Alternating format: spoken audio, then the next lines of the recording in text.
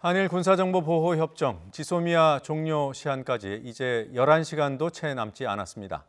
협정 종료 여부에 따라 한일 관계는 물론 한미 관계에도 파장이 예상되는 가운데 문재인 대통령은 반도체 소재 공장 준공식에 참석해 소재 부품 장비 산업 지원 의지를 다시 한번 강조했습니다. 청와대는 마지막까지 일본과 협의를 계속한다는 입장입니다. 취재기자 연결해서 알아보죠. 김도원 기자. 네, 청와대입니다. 네, 지소미아의 운명이 결정되는 날입니다. 오늘 문 대통령이 반도체 소재 공장을 찾았다. 의미심장합니다. 네, 문 대통령은 지소미아 종료를 앞두고 핵심 소재, 부품, 장비 수급을 강력히 지원하겠다고 거듭 밝혔습니다.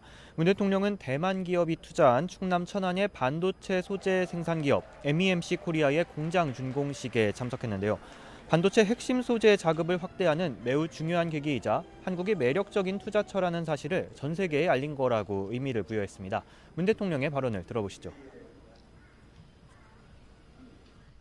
우리의 반도체 산업 경쟁력에 더해 소재 부품 장비의 공급이 안정적으로 뒷받침된다면 반도체 제조 강국 대한민국을 아무도 흔들 수 없을 것입니다.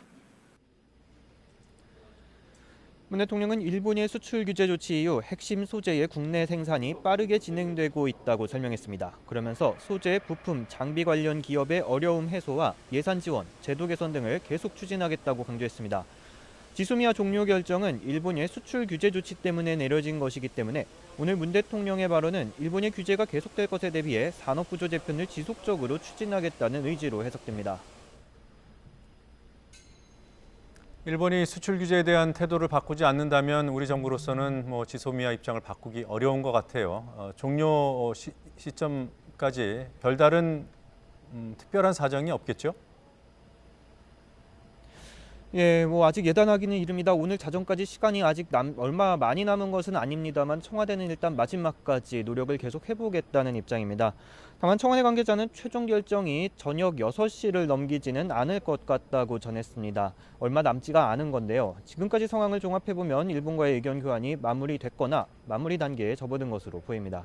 강기정 청와대 정무수석 같은 경우 어제 일본의 입장은 완전히 백기를 들라는 시기라면서 쉽지 않은 상황이라고 전했는데요. 수출 규제가 조치가 그대로인 한 지소미아의 종료는 피할 수가 없다는 의미입니다. 문 대통령은 또 최근 국민과의 대화에서 우리나라를 안보상 신뢰할 수 없다면서 군사 정보를 공유하자고 하는 일본의 태도는 모순이라고 지적하기도 했습니다.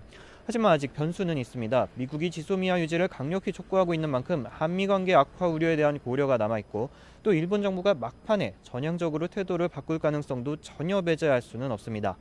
문 대통령은 NSC 상임위 논의 내용과 일본과의 협상 상황을 보고받고 곧 최종 결정을 내릴 것으로 보입니다. 오늘 오후에 문 대통령이 관계 장관들이 참여하는 회의를 소집해서 지소미아 종료와 관련한 마지막 판단의 자리를 가질지도 주목됩니다. 지금까지 청와대에서 YTN 김도원입니다.